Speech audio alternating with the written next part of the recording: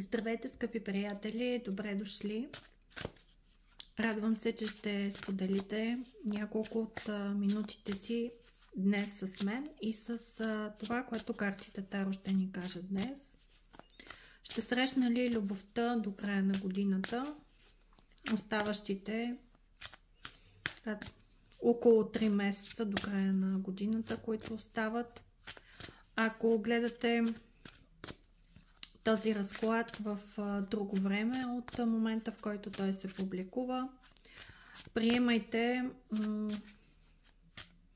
четенето буквално, независимо ще срещна ли любовта до края на годината, независимо от това в кой месец от годината го гледате и коя година е, разбира се.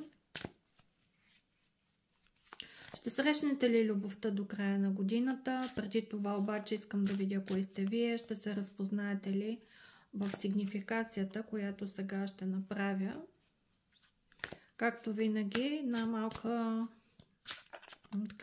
един штрихована, по която ще познаете може би себе си. Ако не, може би ще познаете ваш близък човек, с когото може да споделите, например, този разклад, или да го гледате, за да се успокоявате посредством картите Таро,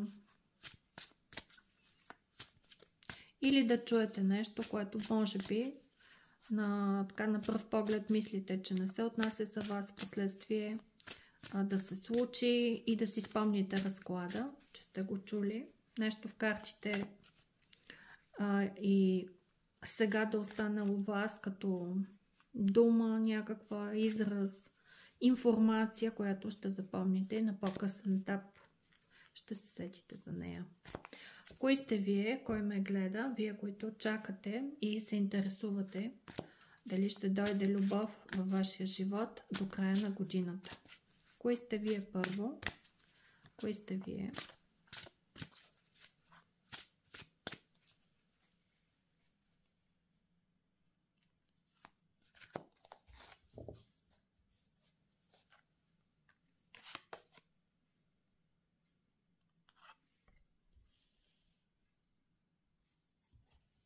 Страждащи хора ме гледат. Десятка мечове, тройка мечове. Някои от вас се намират, може би, в най-тежкия си личен момент, период. Чувство на загуба, на изоставеност, на болка и безнадежност от самотата. Може да ви е напуснал партньор. Физически да го няма, в смисъл да си е отишъл от този свят. Или да сте се разделили. Тъгата обаче и болката е толкова осезаема и толкова жива, че душевно сякаш ви няма. Много страдате. Намирате се в един период, в който наистина може би само любовта, обичта ще ви спаси. Много ви е тежко. Може дори да сте леко депресирани, да плачете, да не виждате смисъл в това, което правите.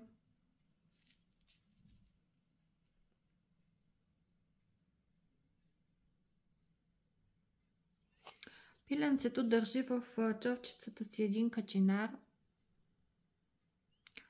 който така се двумите дали да пуснете. Ключове също са това. Може да се каже, че е и ключ.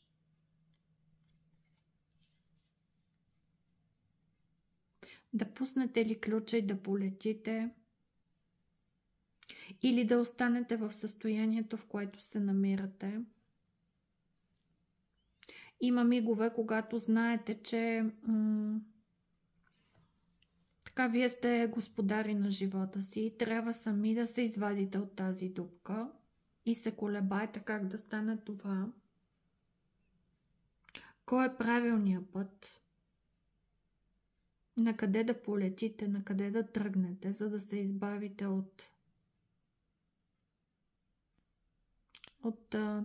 тази мъка, тази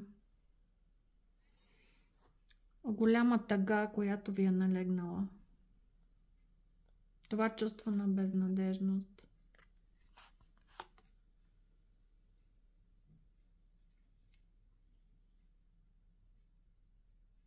Загубили сте вяра в любовта.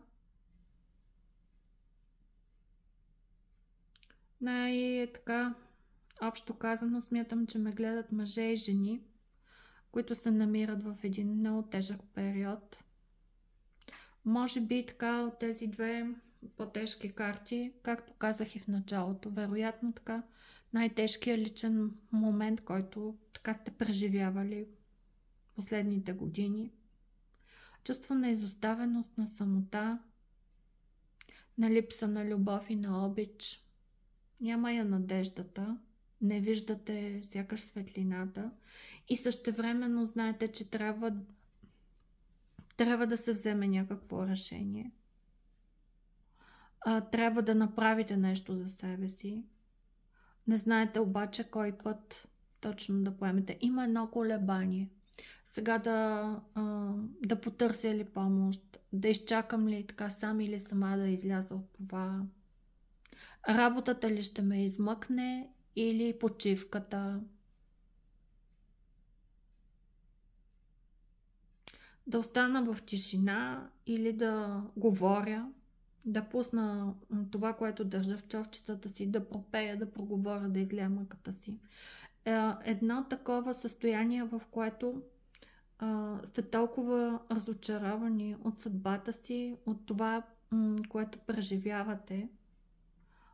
Сякаш сърдити на света, на Бог, на себе си за това, че така не са се развили нещата по начина, по който искате, или внезапно са приключили по най-болезнения, по най-неприятния за вас начин. И сега се питате, ще срещна ли любовта до края на годината?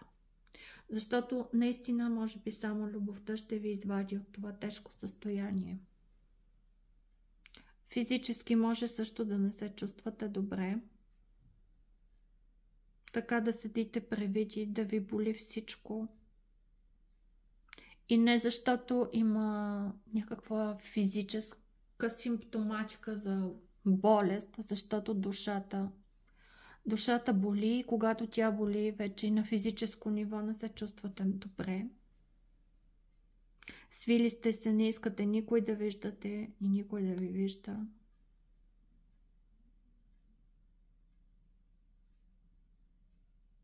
Имате нужда от милувка, от прегръдка, от добра дума. И наистина от любов, която да ви покаже, че има надежда, че има взаимност. Че живота може да тече и в някаква друга линия, че може да има дни напред, които няма да се чувствате по този начин. Гледат ме хора, които не се чувстват никак добре сега.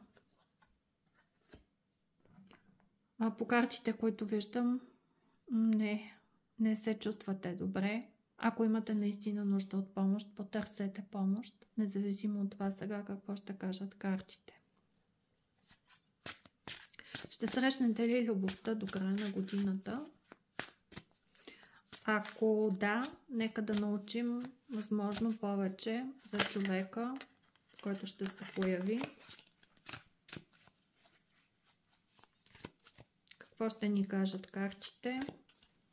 Ще срещнете ли любовта до края на годината? Кой ще е този човек? Как ще се чувствате? Нещо повече за него. Ще срещнете ли любовта до края на годината? Залагаме някакъв период до края на годината. Ще срещнете ли любовта до края на годината?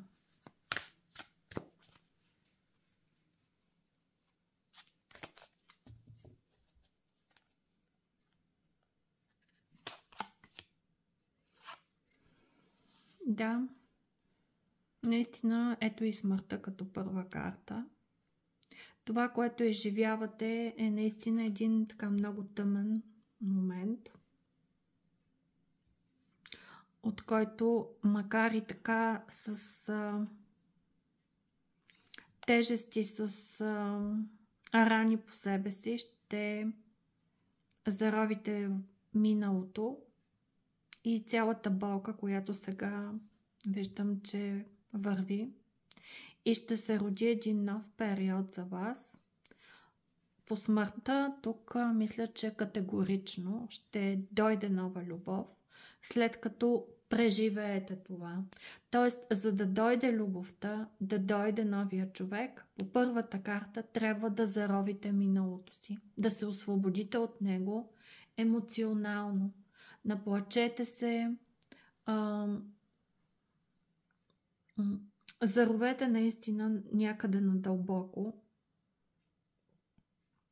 всичко старо, всичко, което ви е наранявало, всичко, което е довело до момента, в който се намирате сега, и с силите, които имате, тръгнете напред и ще видите как ще се роди ново, точно както тук гнездото на птицата.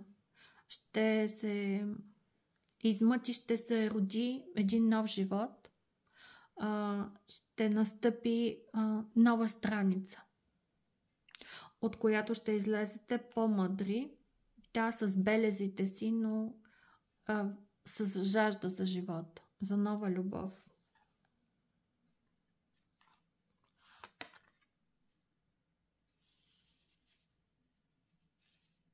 Още един голям аркан. В живота ви ще дойде любовта, когато се разделите. Ако се развеждате, след като приключи развода, ако се разделяте с някого, след като окончателно се разделите с този човек, и нищо, нито на физическо, материално, емоционално не е останало така между вас като някаква свръзка. Когато разделата с това, за което страдате сега, стане факт, раздяла напълна, на емоционално ниво, ако си дължите нещо, ако трябва да взимате някакви пари, чисто документално също, ако е развод, да излезе решение, да има документално да пише някъде, ако говорим за развод. Или чрез документи да се разделите наистина с този човек, тогава наистина ще дойде новото, ще дойде любовта. Ще дойде любовта, втория аркан, който говори за това, когато приключите окончателно с това, за което тъгувате сега. Човека, който ви е наранил, този, за когото се чувствате така на дъното, физически недобре, депресирани дори. Когато надмогнете раздялата, удара и се разделите наистина по всеки един начин с тази болка, тогава ще дойде любовта по справедливост. Така е и аркан. Още един голям аркан. Тогава всъщност ще дойде любовта. Жените ще срещнат човек, който ще иска да ги направи техни официални половинки. Мъжете ще срещнат жена, която ще се превърне в тяхна официална половинка. Говоря за сериозно обвързване, за сключване на брак. Но това ще стане само след като, казахме, преди това изчистите всичко. Ще се превърнете в една много зряла жена, или вече сте такава. Възможно е да имате деца, да сте жена в зряла възраст, или мъжете да срещнат такава жена. Тук императрицата е една много мъдра жена, погарвана, много интуитивна, с свой собствен характер, защитничка на на семейния уют, живот, купнееща за такъв. Мъжете ще срещнат такава жена, а жените всъщност ще се превърнат в такива. Ще станете сериозен партньор на мъж, който също търси такава жена. Търси жена за сериозно партньорство, за сключване на брак. И при мъжете обратното. Ще срещнете жена, която иска също като вас да ерофанта, да, сключване на брак, за съжителство. Ще срещнете със сигурност. Ще срещнете със сигурност нов партньор и този нов партньор, ето я десятката мечове отново излезе. Нов партньор, който не само да ви доизлекува от раните, които са нанесени сега, но и да бъде човек, който ви познава тази ваша това ваше състояние. Някой, който ще ви приеме с миналото ви, с страданията ви, който ще лекува страданията ви, ще е наясно какво ви се е случило. Ще уважава жената, ще уважава мъжа, който сте, независимо дали имате добри дни или лоши дни. Ще срещнете човек, с който ще имате много сериозни отношения. Но това, между другото, тази среща в голяма степен зависи от вас по звездата. Да, звездата на още един голям аркан, пети голям аркан. Звездата застава точно под смъртта. Идва новото, има сбъдване на мечтата, идва това, което трябва, това, което съм чакал, скоро идва и ще се сбъдне. Полета до звездата, сбъдването на желанието за щастие, за любов, идва. Точно това, което в момента реално мечтаете, но то идва кога?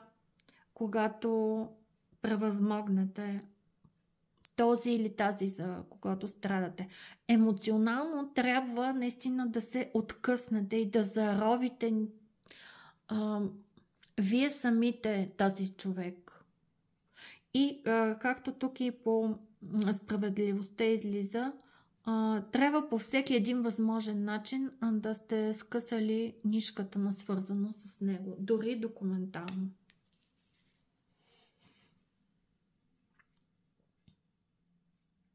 След като това се случи, ще сбъднете желанието си и любовта сама ще ви намери. Много е вероятно този мъж или тази жена да живеят далече. Може да се запознаете виртуално. Това също се носи по картите. Човек, който ще долети до вас или вие ще ще отлетите при него. Ще се почувствате като жена, ценена и мъж, който ще се почувства ценен и разбиран.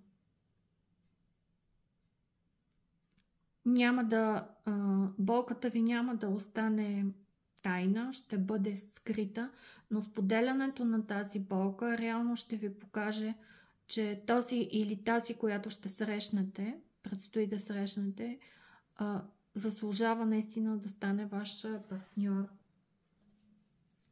Ще срещнете човек за себе си, след като загърбите тотално миналото и той ще дойде.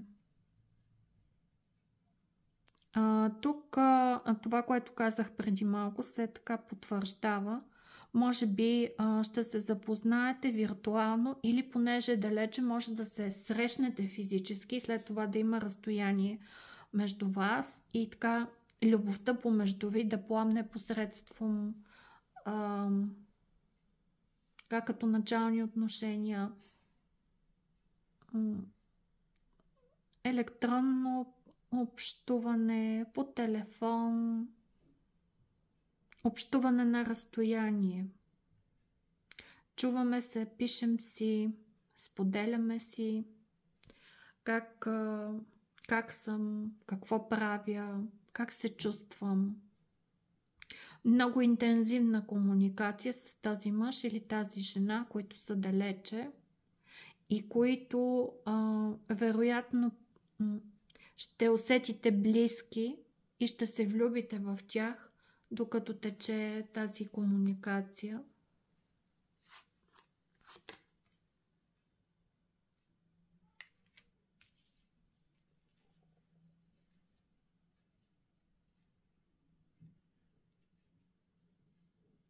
Мисля, че ще ви бъде много трудно да се отпуснете пред този мъж или тази жена.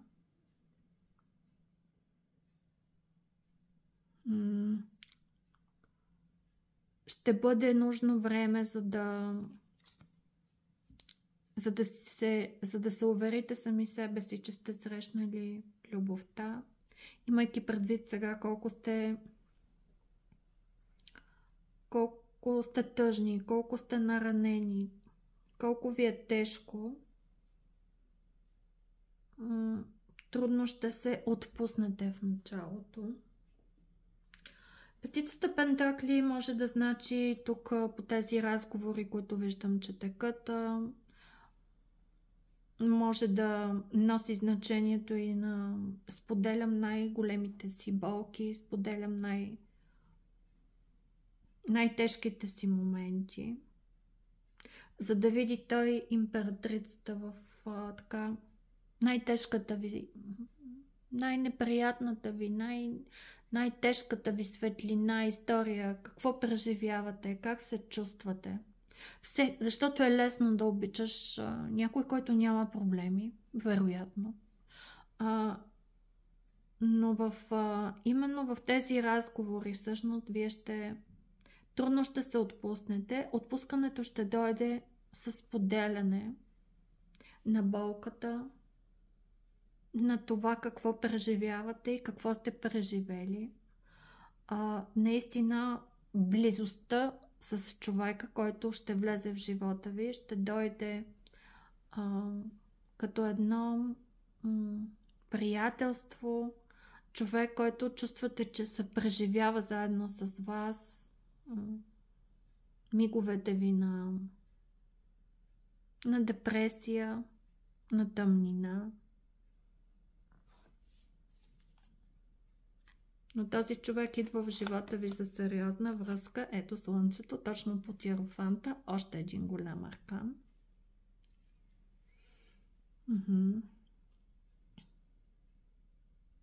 И след... Тук Слънцето много хубаво е илюстрирано. Така в тематиката на нашата тема сега. Когато птицата е паднала, когато е тежко, когато може би умира, ще се роди новото начало. Защото някой така с погледа си, с очите си, ще ви увери, че има щастие, има любов, има обич. И тя понякога наистина идва след като умре миналото. Умре вашата стара версия. И се родите за нов живот, за нови отношения. Може би жената или мъжа, който ще срещнете, има такива лешникови, кафяви очи, хубав ясен поглед, което ще ви влюби един в друг. Т.е. вие ще се влюбите в него. Идва нова любов, идва не само нова любов, идва любов за сериозна връзка, за сериозно въвързване, за дете дори, по Слънцето е възможно. Или човек, който ще приеме вашето дете като свое, или вие неговото за свое, или ще имате ваше дете, или всичко това заедно. Ще излезете от тъмнината, държейки ръката на този мъж или тази жена, и ще се превърнете в неговата императрица, или вие, момчета, ще станете най-важният мъж за една жена. По-зрела жена, императрица. Ще намерите сродната си душа. Човек, който ви разбира и ви подкрепя.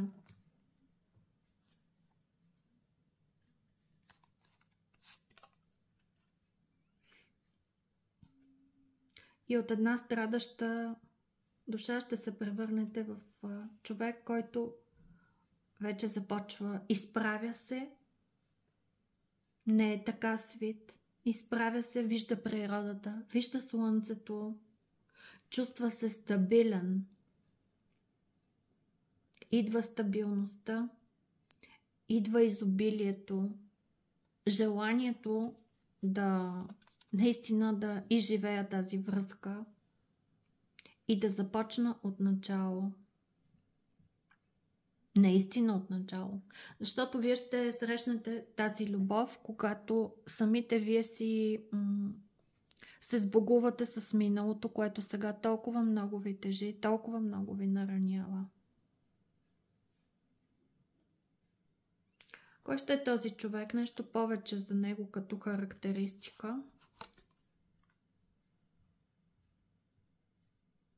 Човек, който познава измамата.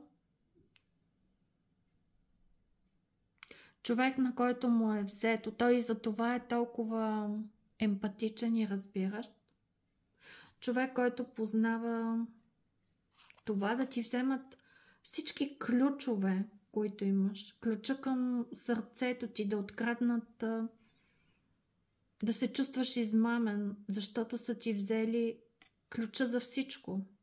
Ключа за входната ти врата, за сърцето ти, душата ти.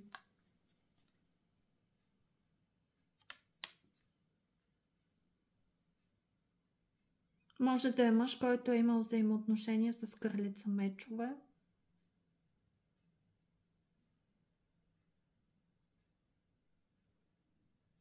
Жена, която се е възползвала с ума си и с... около нея виждаме ето тук във водата крилата на птиците. Птиците, които се давят. Тя седи и ги гледа. Човек също белязан от някаква лична драма.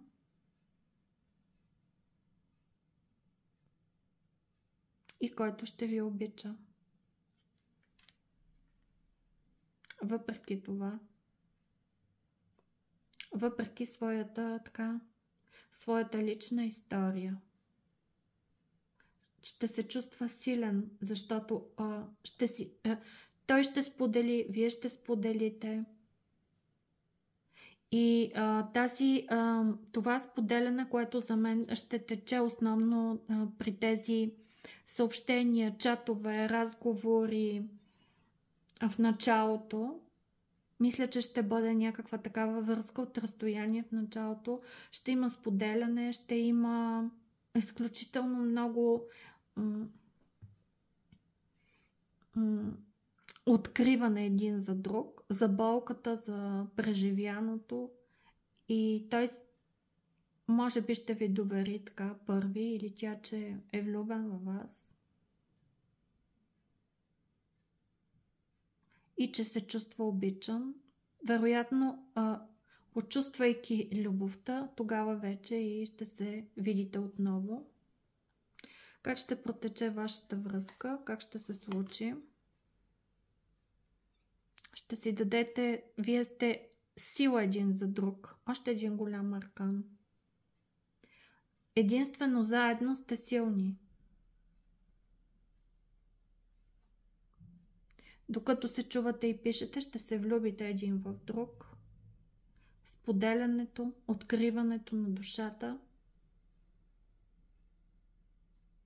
ще ви направи силни. Ще се чувствате силни само ако той е до вас. И вие, и той самия ще е силен само ако вие сте до вас. Още един голям аркан.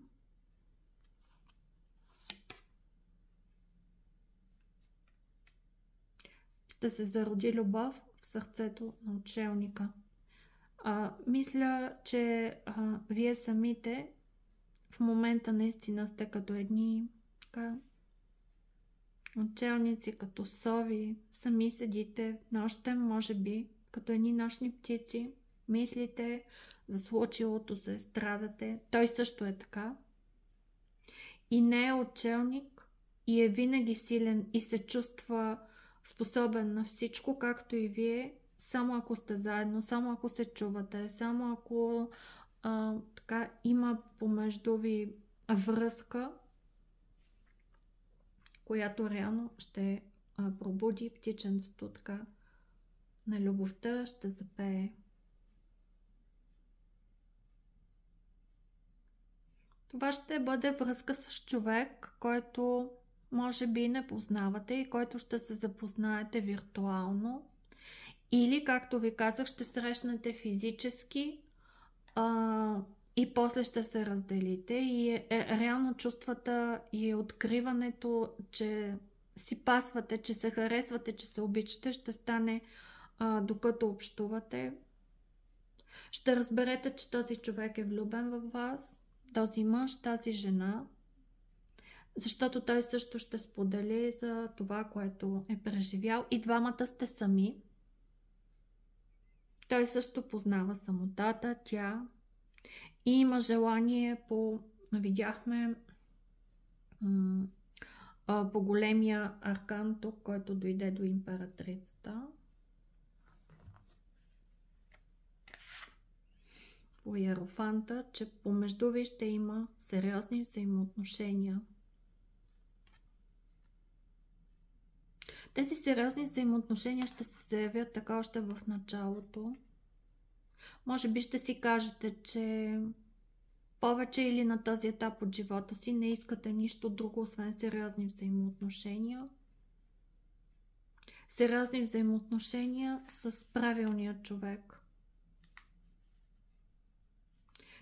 Защото повече такова страдание вероятно няма да искате да преживявате отново, че няма да се справите с още една такава голяма болка и загуба в личен план. Едни много открити взаимоотношения с човек, който ще ви обикне така в най-трудния за вас момент, в който се намирате. След което ще си дадете сметка, че вие по-отделно като едни самотни души трябва да сте заедно, защото само когато сте заедно сте силни и само когато сте заедно се чувствате живи, че се допълвате. Силата е така понякога, като за лични отношения се интерпретира и като една така мощна сексуална енергия. Човек, който много ще ви харесва физически, ще ви привлича физически. Да, ще срещнете любовта до края на годината. Въпреки тежкия момент, в който сте някой. Един съвет. Но пак казвам, първите карти тук по справедливостта и смъртта показват, че тази цялата връзка сякаш ще се даде да се случи, когато приключите, как да кажа, завинаги с този или тази причинителя на това, което сега е мотив, причина за вашата тъга и страдание. Един съвет.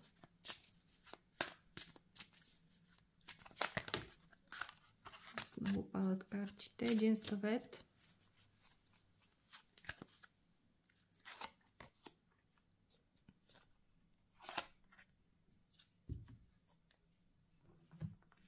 Картите сякаш усещате, винаги разказват историята много хубаво и сега се случи така. Много живо се усеща енергията. Съветът е и свързан с това, което преживявате сега. Понякога има тежки битки, които остават рани, с които трудно живеем, трудно водим. Такъв е живота. Таро ви казва като съвет, това е част от живота. Има дни, когато губим, има дни, когато печелим. Има битки, които сме обречени да загубим и трябва да приемем това. Нищо в живота не е на всяка цена. Дори любовта, и тя ще дойде само тогава, когато ти самия в сърцето си приемеш този факт, че това се е случило, че някой друг е спечелил, че някой друг те е погазил, че някой те е наранил. И когато всичко това го осъзнаеш, го смелиш го, тогава ще дойде така спокойствието, мира в душата ти и любовта ще се появи. Да, ще дойде нова любов. Със сигурност по картите, толкова големи аркани, ще дойде голяма любов, но много е важно да дадете пространство, път, зелена светлина, улица, в която тази любов, както се казва, да навлезе. А това ще стане, когато разчистите пътя, махнете отломките, които така в момента са паднали върху пътя. Защото страдате, защото още ви е много приясно. Но до края на годината, по картите, които виждам, енергията, която хванаха, вие ще се справите с това. Ще успеете. И човека, който ще срещнете, ще ви приеме такива каквито сте, ще ви обикне с тежестите, с болките ви и ще се съберете. Смятам, че това ще бъде човек, с който ще имате като начало такива отношения от разстояние. Човек много светъл, много хубав. Някой, който ще бъде вашата следваща хубава връзка. Който ще отмие раните, когато ще обичате и той ще ви обича. Но за това първо трябва вие да поработите, за да му дадете знак и Вселената да види това и той да се появи. Пожелавам ви една щастлива, хубава любов и понеже видях, че сте така в някой от вас може би наистина тежко състояние, имате нужда от помощ, от приятелска ръка или медицинска, може би психологична помощ. Няма нищо срамно, няма нищо лошо в това да я поискаш, за да може да си стъпите на краката и да посрещнете своята нова любов. До скоро, скъпи приятели!